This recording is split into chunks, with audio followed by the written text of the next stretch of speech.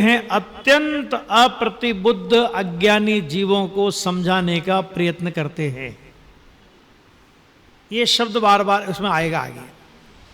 यानी ये हम लोगों के लिए है। अगर हमारे दिमाग में ये मान्यता हो, किसी कोने से ये आवाज आती होगी तो बहुत ऊंचा ग्रंथ है, तो ये दिमाग में से निकाल देना। क्योंकि आत्मा सर्वोत्कृष्ट तत्व है विश्व का। सिद्ध से भी उत्कृष्ट तत्व जो भगवान आत्मा है। क्यों? क्योंकि उसका अवलंबन लेकर के सिद्ध दशा प्रकट होती है। तो सिद्ध का भी अवलंबनशील तत्व कौन हुआ? सिद्ध से भी उत्कृष्ट तत्व कौन हुआ? कि ऐसा उत्कृष्ट तत्व मैं, और ऐसे उत्कृष्ट तत्व को बताने वाली बात जब हमारे कान में पड़े तो अपने को बहुत प्रसन्न चित्त, प्रफुल्लित होना चाहिए। ज्यादा विस्तार में नहीं जाके शुरुआत अपन करें तो आचार्य देव ने इस ग्रंथ की पहली ही गाथा में अपने को बहुत बड़ा पाठ दे दिया। सिद्धों को वंदन करके और अपने आत्मा में, और आचार्य भगवान क्या बोलते हैं, श्रोताओं के आत्मा में सिद्धों की स्थापना करता हूं। सोचो जरा, अरे कपूत बेटा हो तो पिताजी उसके सामने अपनी तिजोरी नहीं खोलते। समझ में आया कि नहीं? कपूत बेटा हो तो ये जाने दे, इसको जाने दे, बाद में खोलेंगे। क्यों? क्योंकि इसकी नजर पड़ गई तो अगले दिन तिजोरी खाली मिलेगी।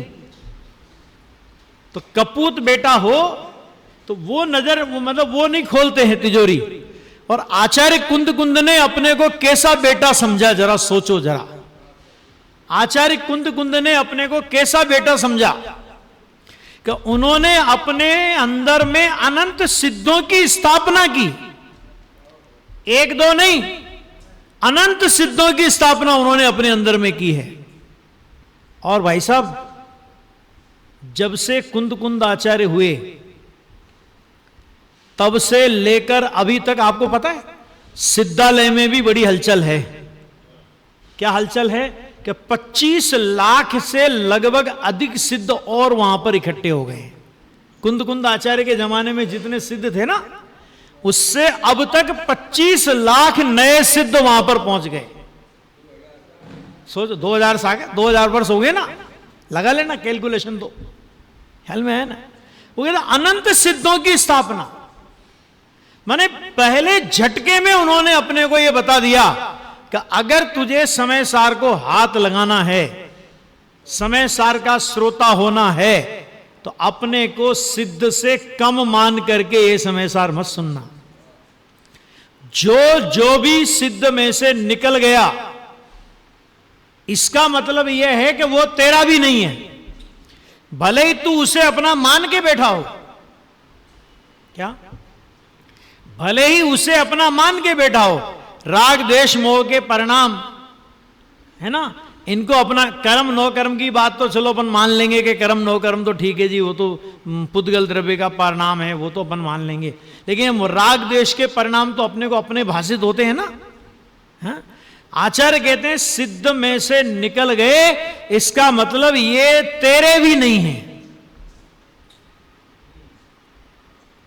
तू तो ऐसा परमात्मा वर्तमान में है, और ऐसे परमात्मा को अगर हम अपनी दृष्टि ज्ञान अनुभूति में स्वीकार नहीं करते तो परमात्मा का कुछ नहीं बिगड़ता।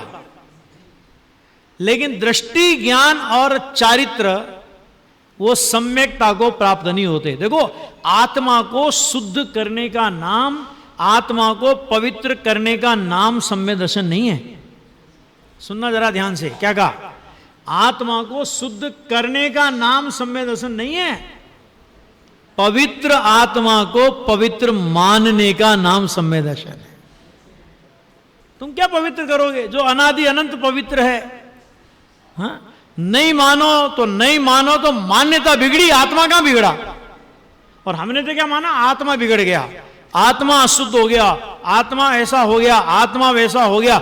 हमने आत्मा के संदर्भ में अनर्गल कल्पनाएं अनेक प्रकार की और आचार्य भगवान उन सबका निषेध करा रहे। ये समय सार इस बात के लिए नहीं बनाया कि तुम्हें आत्मा को शुद्ध करना है, इसके लिए तुम्हें समय सार सुनाते हैं। इस बात के लिए समय सार नहीं है, शुद्ध है ऐसा तुम्हें बताते हैं क्योंकि तुम भूल गए हो। शुद्ध करना कहां है आत्मा को? आत्मा अशुद्ध हुआ कहां जो शुद्ध करोगे तुम? ऐसा अद्भुत ग्रंथ, शुरुआत जिसकी प्रतिज्ञा वाक्य में यह लिखा हो कि हम उस एकत्व विभक्त भगवान आत्मा को दिखाएंगे। यह प्रतिज्ञा है कुंद आचार्य की। क्यों? क्योंकि तुमने सारे काम भोग बंद की कथा वो तुमने अनंत बार सुनी, परिचय किया, अनुभव किया। अरे तुम उस कथा के तो आचार्य हो, है ना। एक दूसरे से फालतू हो, अरे भैया क्या फालतू बैठता है, ये धंधा कर ले, फिर तेरा पाप कम है तेरे लिए जो दूसरे को और पाप का उपदेश दे रहा है? अरे मैं तो तेरे भले के लिए कह रहा था, है ना। इन कथाओं के तो अपन लोग आचार्य हैं, लेकिन आत्मा की बात, अरे वो ठीक है, आत्मा तो वो तो निश्चय की बात है, वो तो ठीक है, वो तो ठीक है। अरे वो तो ठीक है या वही ठीक है? बाकी सब गधा मजदूरी है, कुछ नहीं है, है ना। उस एकत्व विभक्त भगवान आत्मा को दर्शाने की प्रतिज्ञा की और एक ही गाथा में एकत्व विभक्त आत्मा दर्शा दिया। यह आचार्य कुंद की लेखनी का लोहा मानना चाहिए अपने को कि एक छठी गाथा के अंदर उन्होंने पूरे अपने प्रतिज्ञा वाक्य को पूरा कर दिया, है ना। गुरुदेव के अभी 5वीं 15वीं बार के प्रवचनों का काम चालू हुआ, उसमें गुरुदेव ने बोला खरे खर समय सारनी शुरुआत तो छठी गाथा थी थाई छे। क्यों? उसके पहले तो भूमिका बांधी,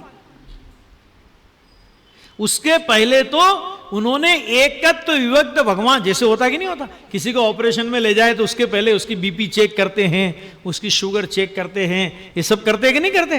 और सब नॉर्मल पोजीशन में आ जावे तो फिर ऑपरेशन में उसको ले जा, उसका ऑपरेशन करा देते हैं। तो इसी तरह यहां आचार्य कहते हैं ये 5 गाथा तक तो हमने तुम्हारी शुगर बीपी कंट्रोल की है, अब ऑपरेशन तो छठी गाथा से शुरू हुआ है। जो समय सार का मूल प्रतिपाद्य है कि वो मूल प्रतिपाद्य तो छठी गाथा से शुरू हुआ, जहां पर आचार्य भगवान ने अप्रमत्त नहीं प्रमत्त नहीं जो एक ज्ञायक भाव है, यहां से शुरुआत की। बोलो अप्रमत्त न भी हो दिया अपमत्तो, यहां से शुरुआत की। निर्मलता, क्योंकि जिस दशा में वर्त रहे, गुरुदेव का 15वीं बार का प्रवचन पढ़ो, अभी क्या वो काम चल रहा तो माथा में वो घूमता है ज्यादा, है ना। तो उसमें कहा कि ऐसा नहीं किया कि सयोगी अयोगी नहीं, फलाना फलाना नहीं, प्रमत्त और अप्रमत्त नहीं। इसका मतलब क्या कि वर्तमान में जिस दशा में वर्तते हैं उस दशा से उसका निषेध करते हैं। अभी वो कहते हैं कि मैं केवली नहीं, तो केवली तो वैसे भी नहीं हो तुम भाई, केवल ज्ञान कहां है? तो मैं भी नहीं हूं और आप भी नहीं हो। तो जिस दशा में वर्तते हैं ना, प्रमत्त अप्रमत्त दशा में, वहां से निषेध किया और वहां से एक ज्ञायक भाव को खड़ा किया। और वो एक ज्ञायक भाव कैसा कि अगर भाई साहब शुभाशुभ भाव रूप परिणमित हो जाए तो उसके जड़ होने का प्रसंग आएगा। क्यों? क्योंकि शुभाशुभ भाव जड़ है, तो जड़ रूप से परिणमित हो वो जड़। अपने तो सिद्धांत पढ़े हुए हैं सारे कर्ता कर्म अधिकार में कि रोटी रूप से परिणमित हो तो वो आटा ही होगा, तो राग रूप से परिणमित होगा तो कौन होगा वो? तो जड़ ही होगा। क्यों? क्योंकि राग जड़ है, राग में चैतन्य की किरण नहीं है। यहां से शुरुआत करके देखो 3 तरह से समय सार को समझना कि शुरुआत की 12 गाथाओं तक जो विषय वस्तु आई है समय सार की, वो संक्षिप्त रुचि वाले शिष्यों के लिए 12 गाथा में आचार्य देव ने पूरा समय सार कह दिया। जय सेनाचार्य की टीका में है, 15वीं बार के प्रवचनों में गुरुदेव ने इसको खोल लिया है। कि 12 नंबर तक की गाथा में सारा कह दिया, जो पूरे समय सार में कहना है कि वो सारा का सारा 12 गाथा में कह दिया। कि अगर इतने से भी समझ में नहीं आवे तो फिर 13 नंबर की गाथा से विस्तार किया और 38 नंबर की गाथा तक मैं एक शुद्ध सदा अरूपी ज्ञान द्रग हूं यथार्थ से, कुछ अन्य वो मेरा नहीं परमाणु मात्र। 38 गाथा में मध्यम रुचि वाले शिष्य के लिए पूरा समय सार है। ठीक है, कहिए हमको तो फिर भी समझ में नहीं आया। तो फिर 39 नंबर की गाथा से लेके और 415 गाथा में पूरा का पूरा विस्तार किया है। वो विस्तार रुचि वाले शिष्य के लिए आचार्य देव ने ये कहा। एक समय सार में 3 प्रकार। बहुत अच्छी गाथा अपन ने चुनी है, क्योंकि प्रकरण ये चल रहा था कि भाई क्या कौन सा विषय चलाया जाए। तो अपन ये चाहते थे कि 10 लक्षण धर्म पूज्य गुरुदेव श्री के श्री मुख से सुने। तो हमारे प्रदीप जी ने मेरे को भेजा विषय ये है, ये लिख लो फिर, और क्या है। 17-18 गाथा है, इसमें बहुत सारे मतलब 3 तरह से 19वीं बार के प्रवचन अपने चलेंगे। ठीक है, 19वीं बार के प्रवचन चलेंगे। नैरोबी के प्रवचनों को मैं रेफरेंस में लूंगा और 15वीं बार के प्रवचनों में एक विशेष बात गुरुदेव श्री ने कही है। वैसे तो गुरुदेव का तो हर प्रवचन भैया कोहिनूर हीरा है ना। हर प्रवचन, अरे जिन गुरुदेव के एक प्रवचन के एक वाक्य से अगर सोगानी जी को सम्य दर्शन हो सकता है, तो गुरुदेव की उस देशना को हम क्या मूल्यांकन कर सकते हैं। कितनी कीमती एक वाक्य, पूरा प्रवचन नहीं, प्रवचन का एक वाक्य अगर उनको चिंतामणि सम्यक्त की उपलब्धि में कारण हो जाता है, तो हमारे पास तो 9000 घंटों के प्रवचन उपलब्ध हैं। मैं तो कई बार कहता हूं, मैं कहा चक्रवर्ती कहां लगता है अपने, चक्रवर्ती से ज्यादा माला माल हैं अपन। क्यों? क्योंकि चक्रवर्ती, अगर उस चक्रवर्ती की निधि को भोगे राजकुमार जी साहब, तो चक्रवर्ती की निधि को भोगे तो नरक जाए। समझ में आ गया? और गुरुदेव श्री के 9000 घंटों के प्रवचन यदि इनको सुने, अगर अभी परिणमन की बात नहीं कर रहा, अगर हम इनको भाव से सुने भी, सुनना जरा ध्यान से, भाव से सुने भी और कदाचित हमारा परिणमन न भी हो, तो भाई साहब ऐसे स्थान में जाकर के पैदा होंगे कि केवली और शुद्ध केवली का पादमूल अपने को मिल जाएगा, है ना। क्यों? क्योंकि तत्व की भीगी रुचि लेकर के गए, लेकिन उसके चक्कर में अपने को नहीं रहना कि अपन यहां सुनो और बाद में केवली शुद्ध केवली का पादमूल में अपन करेंगे। अरे जब यहीं मिल रहा है तो वहां जाने की जरूरत क्या है? अरे वहां जाके तो केवली हो, ये भावना केवली के पास। अभी भी पादमूल में बैठना है भले आदमी को, क्यों बैठना पादमूल में? केवली क्यों नहीं होना? परमात्मा क्यों नहीं होना? हमारे गुरुदेव हमको परमात्मा हूं ऐसा निर्णय कर, अनुभव कर, ये सिद्धांत अपने को बता के गए हैं। समझ में आ गया? बहुत अद्भुत गाथाएं हैं ये, गुरुदेव श्री को तो बहुत प्रिय थी। और नैरोबी में जब इन गाथाओं पे प्रवचन हुआ तो 2 प्रवचन इसमें हिंदी में हुए, ये 17-18 गाथा का, बाकी सारे प्रवचन वहां गुजराती भाषा में हैं। और बहुत इतना गुरुदेव श्री उन प्रवचनों में इतने खिले हैं जब वो अनुभूति स्वरूप भगवान आत्मा आबाल गोपाल सबको सदाकाल स्वयं ही अनुभव में आने पर जब ये बात आई ना, तो उस प्रवचन में 7 बार गुरुदेव ने बोला फरी थी, फिर से, यानी गुरुदेव को वो ये लाइन ऐसी गजब की लाइन लगती है कि वो उसको बताते बताते तृप्त नहीं होते। इतनी गजब की गाथा, गजब की लाइन है। तो देखो चलते हैं अपन यहां पे।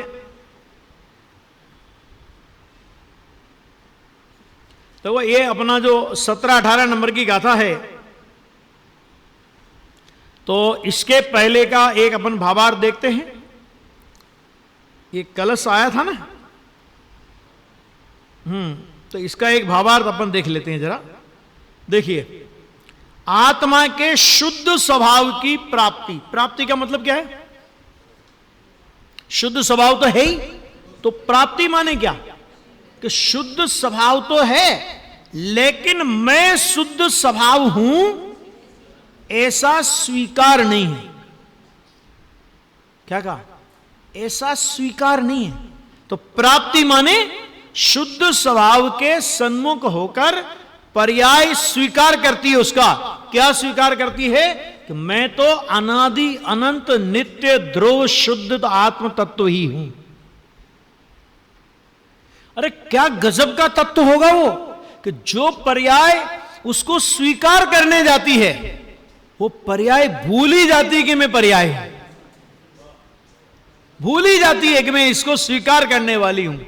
बल्कि वो तो अभेद भाव से ये मैं परमात्मा तत्व, ये मैं शुद्धात्म तत्व, ये मैं ज्ञायक परमात्मा, ख्याल में आएगा नहीं है कि आत्मा के शुद्ध स्वभाव की प्राप्ति अथवा मोक्ष वह साध्य है।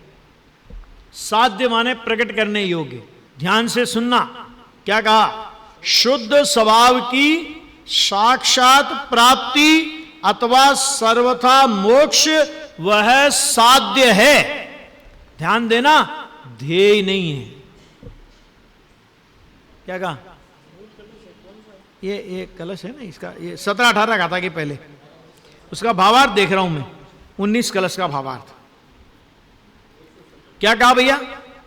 शुद्ध स्वभाव की प्राप्ति अर्थात साक्षात प्राप्ति। साक्षात प्राप्ति का मतलब क्या? कि पर्याय में भी शुद्धता का उत्पाद होना, संपूर्ण शुद्धता का पर्याय में प्रकट होना।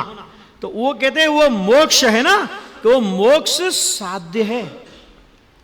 देखो ध्यान से सुनना, साध्य है, ध्येय नहीं।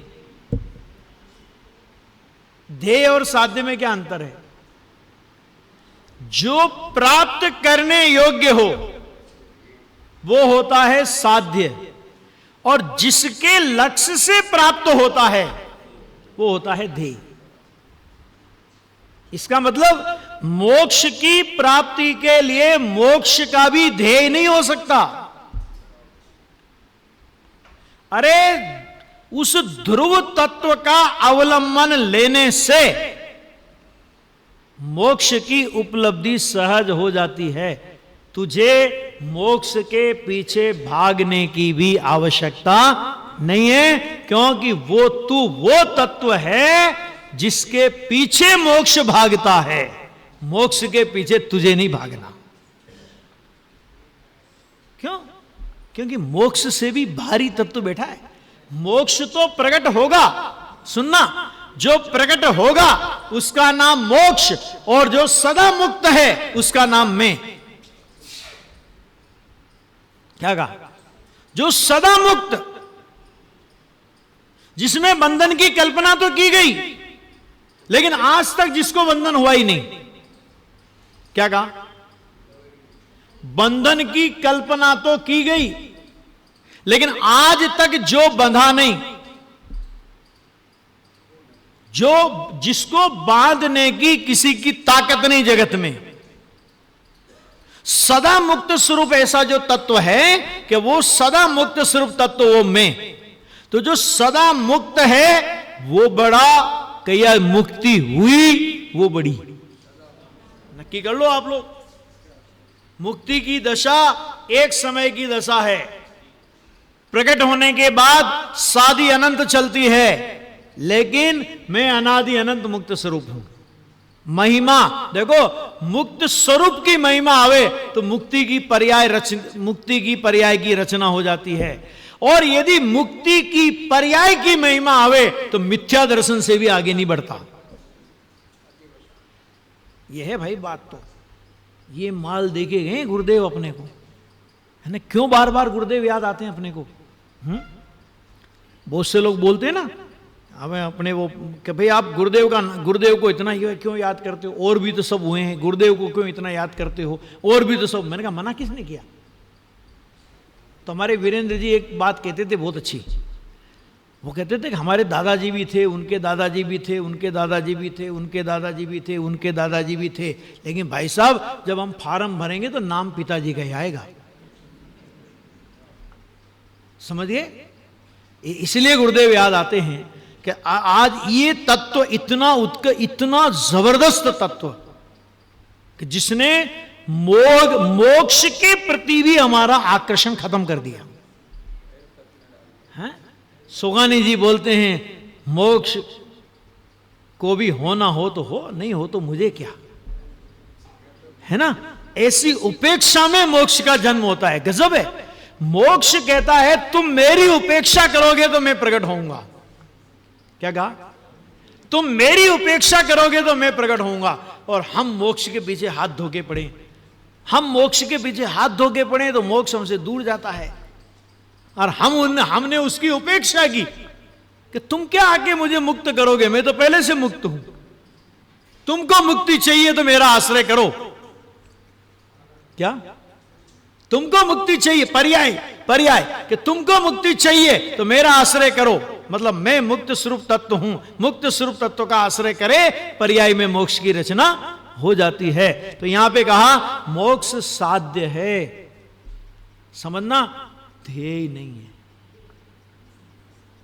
आगे बात समझ में। फिर क्या कहा आचार्य भगवान ने? आत्मा मेचक है या अमेचक? अभी गुरुदेव श्री फरमा रहे थे करे गुण भेद के विकल्प हैं, आत्मा में गुण भेद के विकल्प, कि चलो हम बाकी के बाहर के विकल्प तो नहीं करें, लेकिन आत्मा ज्ञान वाला, आत्मा दर्शन वाला, आत्मा चारित्र वाला, आत्मा सुख वाला, आत्मा वीर्य वाला, आत्मा में ये शक्तियां, आत्मा में वो शक्तियां। अरे और 2-4 घंटे अपना विचार इस पे चल जाए ना तो हम चौड़ा बाजार सकड़ा हो जाता है, गली नहीं बाजार। आज तो 4 घंटे तक हमारा आत्मा का चिंतन चला, आत्मा का चिंतन चला है। आत्मा ऐसा है जैसा तुम चिंतन कर रहे हो। तुमने तो गुण भेद से आत्मा का चिंतन करके आत्मा को छिन्न भिन्न कर दिया। अरे समझने समझाने के लिए गुण भेद के विकल्प आते होंगे, लेकिन सच्चाई यह है कि गुण भेद से भी भगवान आत्मा तो पार है। जब तक गुणों के भेद पर भी दृष्टि रहेगी, अभेद आत्मा की अनुभूति नहीं होगी, निर्विकल्प अनुभव नहीं होगा, सम्यक दर्शन नहीं होगा। और सम्यक दर्शन होता है उस काल में आत्मा में अनंत गुण तो होते हैं, लेकिन अनंत गुणों के भेद का विचार नहीं होता, अनंत गुणों के भेद का विकल्प नहीं होता, है ना। तो यह कहा कि आत्मा मेचक है या अमेचक, ऐसे विचार ही मात्र करते रहने से वह साध्य सिद्ध नहीं होता। ये तो दूसरे अन्य विचारों में लगे हो ना, अपन अन्य विचारों में लगे हो तो कहते हैं आत्मा का विचार किया करो। ये तो एक जगह से उठा के दूसरी जगह बैठाने की बात है। दुनियादारी के विचार कर रहे हो, फालतू के इधर उधर के विचार कर रहे हो, भैया जरा आत्मा के बारे में विचार करो। अब आत्मा के बारे में विचार करने को कहा तो आत्मा की पुर्जे खोल के बैठ गया है। तो आत्मा के गुण, आत्मा की पर्याय, आत्मा के प्रदेश, वो आत्मा के पुर्जे खोल के बैठ गया है। तो जैसे पुर्जा खुला हुआ स्कूटर चलने के काम आता है क्या? अरे हमारे पास बहुत बढ़िया स्कूटर है, ला चला, लेकिन अभी वो खुला पड़ा है। तो जैसे खुला पड़ा हुआ स्कूटर अपने गमन में कार्यकारी नहीं होता, इसी तरह ये आत्मा में गुण भेद के पर्याय ये सब पुर्जे अपन ने खोल के बैठे ना, अपन अनुभूति नहीं होगी। ये समझ लेना भाई। तो शुद्ध स्वभाव का ये लिखा ना, तो यहां पे क्या कहा? ऐसे विचार साध्य सिद्ध नहीं होता, परंतु दर्शन अर्थात शुद्ध स्वभाव का अवलोकन, ज्ञान अर्थात शुद्ध स्वभाव का प्रत्यक्ष जानना। देखो प्रत्यक्ष जानना, प्रत्यक्ष शब्द क्यों लगाया है? कहा हमने तो गुरुदेव का प्रवचन सुन के जाना, आत्मा बहुत बढ़िया है। मैंने कहा आत्मा नहीं जाना, तुमने आत्मा के बारे में जाना। क्या कहा? किसके बारे में जाना? आत्मा के बारे में जाना, तुमने आत्मा को नहीं जाना। क्यों? क्योंकि गुरु की वाणी से भी आत्मा का जानना वो परलक्षी ज्ञान है, और स्वसन्मुख होकर के निर्विकल्प वेदन में जो आत्मा का जानना होता है कि वो प्रत्यक्ष जानना है। स्वाद लिया उसने आत्मा का। ठीक है, तो यहां जानने में क्या शब्द का प्रयोग किया? ज्ञान अर्थात शुद्ध स्वभाव का प्रत्यक्ष जानना, अकेला जानना नहीं कहा। और परोक्ष जानने की बात नहीं की। हमने सुन लिया, हमने पढ़ लिया कि शास्त्र से पढ़ के आत्मा के बारे में जान लिया। आप बोलो तो आत्मा के बारे में 1 घंटे का प्रवचन कर दें। आप बोलो तो आत्मा के बारे में कौन कौन से शास्त्र में क्या क्या कहा है, हम सब रेफरेंस आपको बता दें कि तुमने आत्मा के बारे में जाना, और हम आत्मा को जानने की बात कर रहे हैं।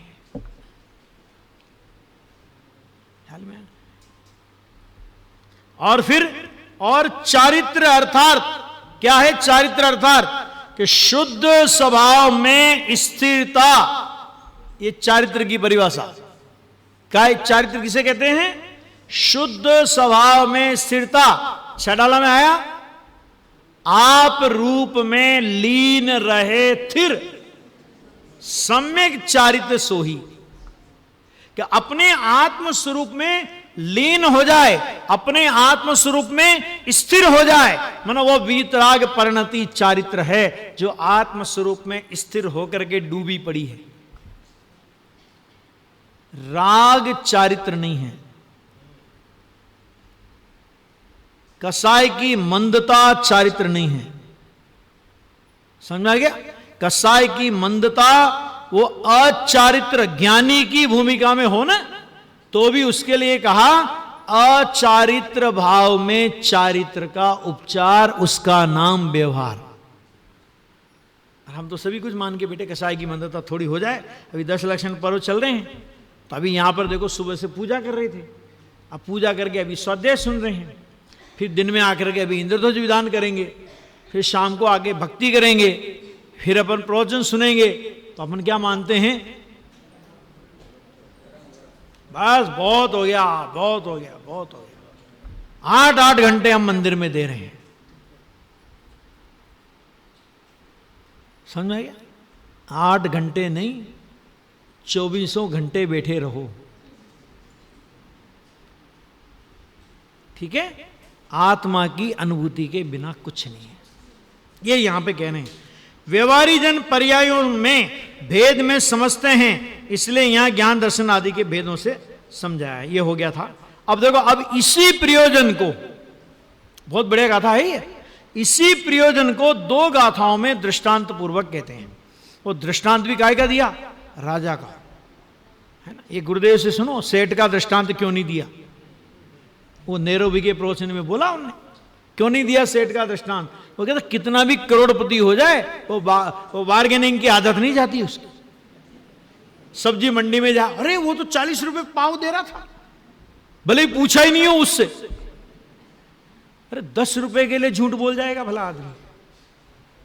वो 40 रुपए पाव दे रहा था, मैं वहां छोड़ के आया, तू 35 रुपए दे तो ले लूंगा।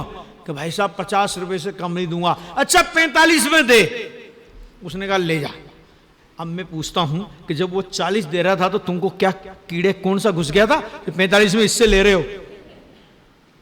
बोलो। ये कह रहे हैं गुरुदेव, ये कह रहे हैं, आएगा उसमें, मैं लूंगा चर्चा। देखो गाथा पढ़ेंगे पहले अपन।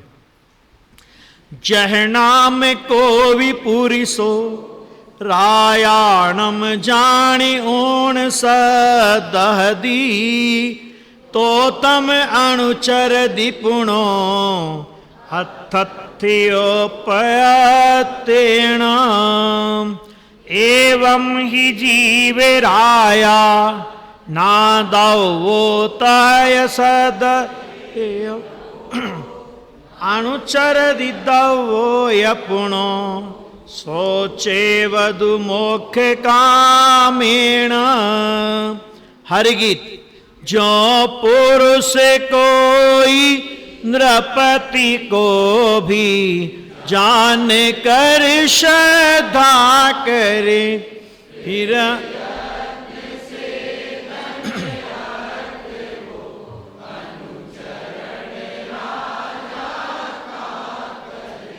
शिवराज को यो जानना, फिर श्रद्धना इस रीति से, उसका ही करना अनुचरण, फिर मोक्ष अर्थी यत्न से।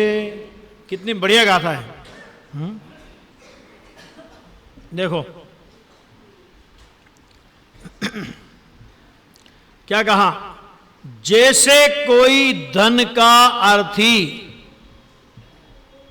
पुरुष, कंडीशन क्या है, राजा को कौन जाने, कि जो धन का अर्थी हो वो राजा को जाने, जिसे धन से कुछ प्रयोजन नहीं है। ठीक है, तो आचार्य भगवान कहते हैं ना कि चक्रवर्ती भी वंदन करने आवे तो हमारे वीतरागी संतों को कोई लेना देना नहीं। वंदे चक्री तथापि न मले मान जो। क्यों?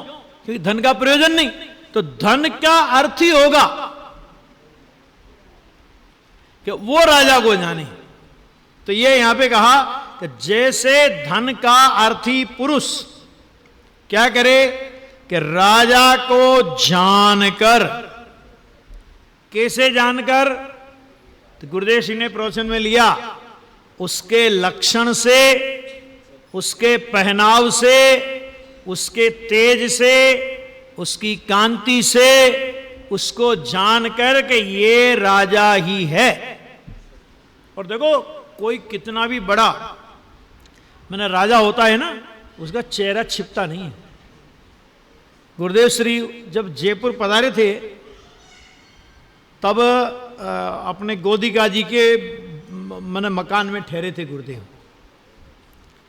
और वहां पर एक 75 वर्ष का आदमी भिक्षा मांग रहा था। हाँ, तो भिक्षा मांग रहा था तो गुरुदेव ने उसका ललाट देखा और गुरुदेव ने कहा कि भाई ये आदमी जन्मजात तो भिखारी नहीं है, ये तो किसी कुलीन खानदान का लगता है। क्या मजबूरी है, क्या परिस्थिति है कि इसको ये काम करना पड़ रहा। तो गुरुदेव का जो ड्राइवर था ना उस समय, रामलाल नाम था उसका, तो गुरुदेव श्री बताया कि रामलाल ने उनको बताया कि साहब ये जयपुर के बाजार में जवाहरात की सबसे नंबर 1 पेड़ी थी, नाम भी मैं भूल रहा हूं अभी, लेकिन नंबर 1 पेड़ी थी और उनका ये पोता है। दिवाला पिट गया, पेड़ी खत्म हो गई और इसको भीख मांगने की नौबत आ गई।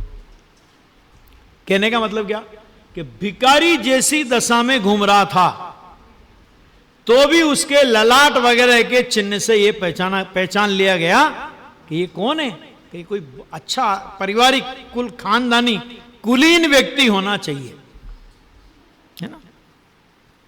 यहां तो राजा को पहचानने की बात है, तो राजा को कैसे पहचाने, तो गुरुदेव ने देखा कि उसका पहनावा अलग प्रकार का होता है, उसका रहन सहन अलग प्रकार का होता है, उसके चेहरे पे तेज होता है। समझ आया कि नहीं है?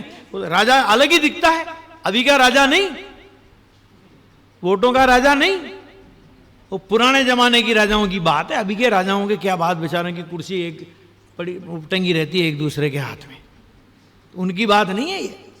तो राजा को जानकर फिर क्या करता है, क्या श्रद्धा करता है। क्या करता है श्रद्धा, कि अवश्य यह राजा ही है और इसकी सेवा करने से मुझे अवश्य धन की प्राप्ति होगी। श्रद्धा में यह बात शामिल है, ठीक है। तत्पश्चात उसका प्रयत्न पूर्वक अनुचरण करता है, अर्थात उसकी सुंदर रीति से सेवा करता है, अनुचरण करता है, मतलब उसको प्रसन्न करता है, उसकी सेवा करता है। यह दिया उदाहरण, क्यों उदाहरण टीका में भी आएगा तो अपन उसकी विस्तार से चर्चा वहां कर लेंगे। यहां देखो, इसी प्रकार दृष्टांत तो दिया ना राजा का, कि इसी प्रकार राजा का दृष्टांत क्यों दिया, उसका कारण एक ही कि राजा यदि प्रसन्न हो जाए, बोल तुझे क्या चाहिए, तो किसी ने कह दिया आपका राज चाहिए, गल्ले, ठीक है, मतलब वो सोचेगा नहीं कि क्या है। और अपन बढ़िया होंगे तो अपन लोग क्या करेंगे, हाँ? बताने की जरूरत नहीं है ज्यादा, अपन सब जानते हैं कि अपन क्या करेंगे, मोल भाव करेंगे, है ना। तो वो मोल भाव करने वाली बात नहीं, ये मोल भाव का निषेध करने के लिए यहां राजा का दृष्टांत दिया है। ये गुरुदेव श्री ने नैरोबी के प्रवचन में इस उदाहरण का खुलासा किया। जहां वो बोलते थे इतने तो करोड़पति हैं, इतनों तो अरबपति हैं, और लाखों पति तो वहां गरीब माने जाते हैं। समझ में आया कि नहीं है कि ये वो दृष्टांत है।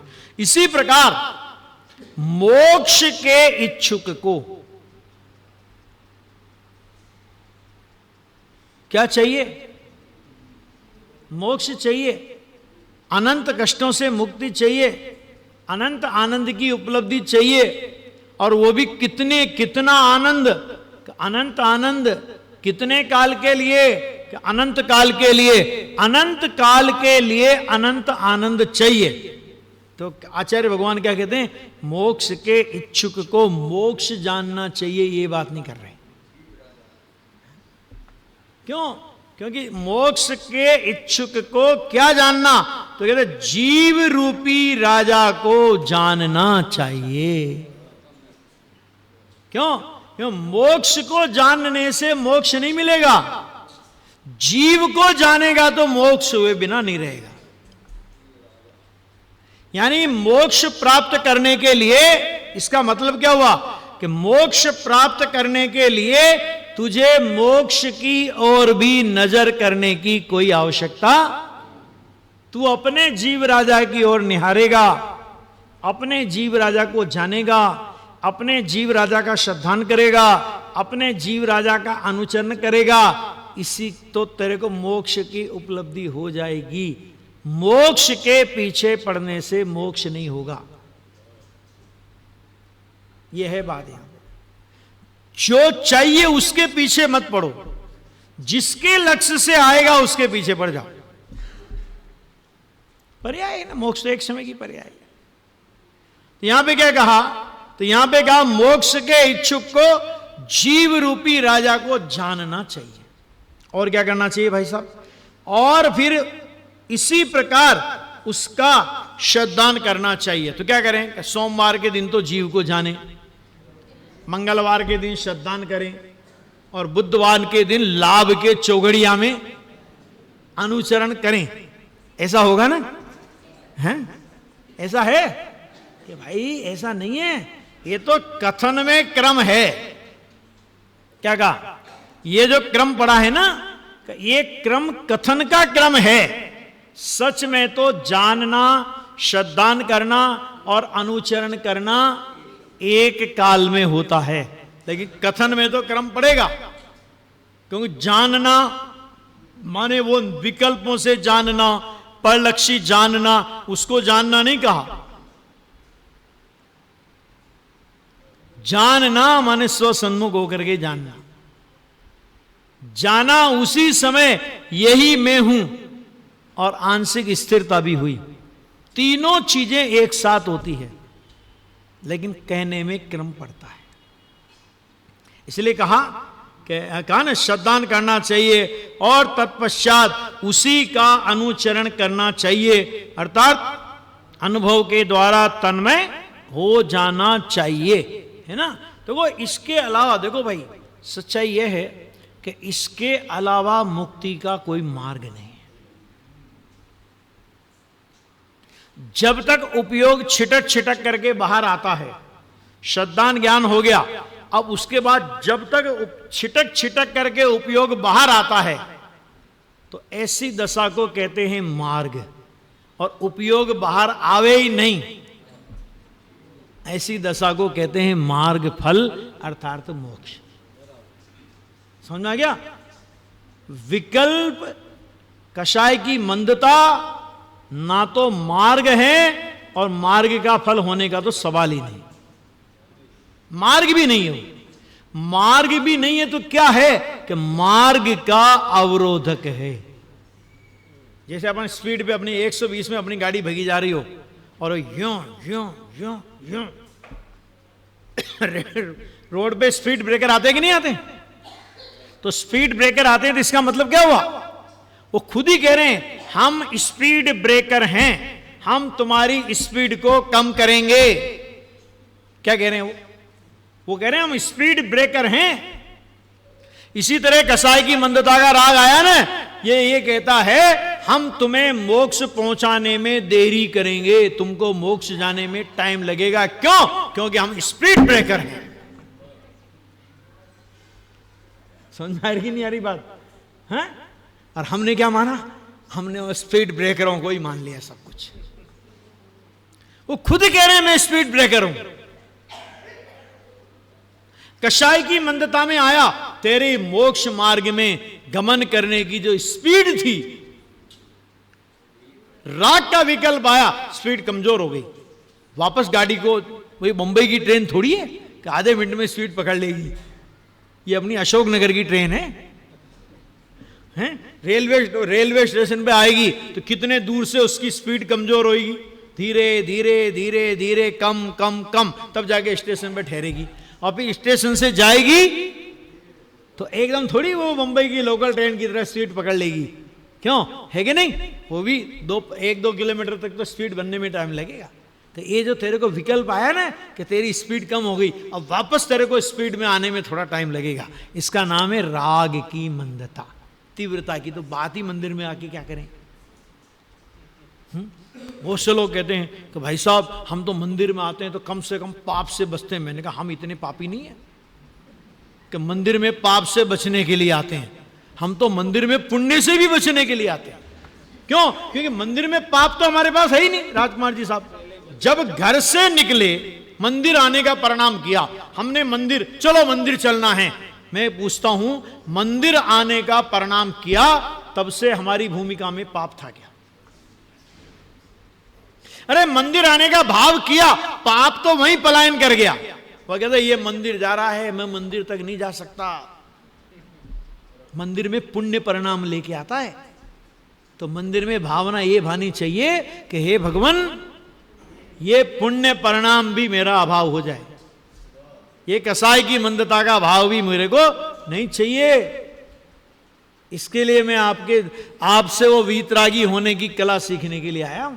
ये है पूरा उसका अर्थ। नहीं, हम तो पाप से बचने के लिए, मैं पाप से तो घर मंदिर में आने का विकल्प किया तभी से पाप से बच गए, अब मंदिर में आके भी पाप से ही बचना है, इसका मतलब मंदिर में पाप लेके आए हो? हाँ? सोचो तो जरा, हम क्या बोलते हैं उसका क्या अर्थ होता है? भाई साहब गुरुदेव के शिष्य हैं अपन लोग, है ना? तो गुरुदेव ने जो तत्व जितनी गहराई से अपन लोगों को दिया, अब अपना जीवन उतना नहीं बचा है कि अब अपन ऊपर ऊपर की बातों में अपना मनुष्य जन्म निकाल दें। अब तो जो गुरुदेव ने मूल हार्द अपने को दिया है, उस मूल हार्द को समझ करके अपना अंतर परिणमन करके संसार से छूट जाए। ये ऊपर ऊपर की बातें तो बहुत हो गई, कोई दम नहीं है इनमें। ठीक है, ये बात है। शेष चर्चा अपन हो गया ना टाइम, शेष चर्चा अपन कल करते हैं।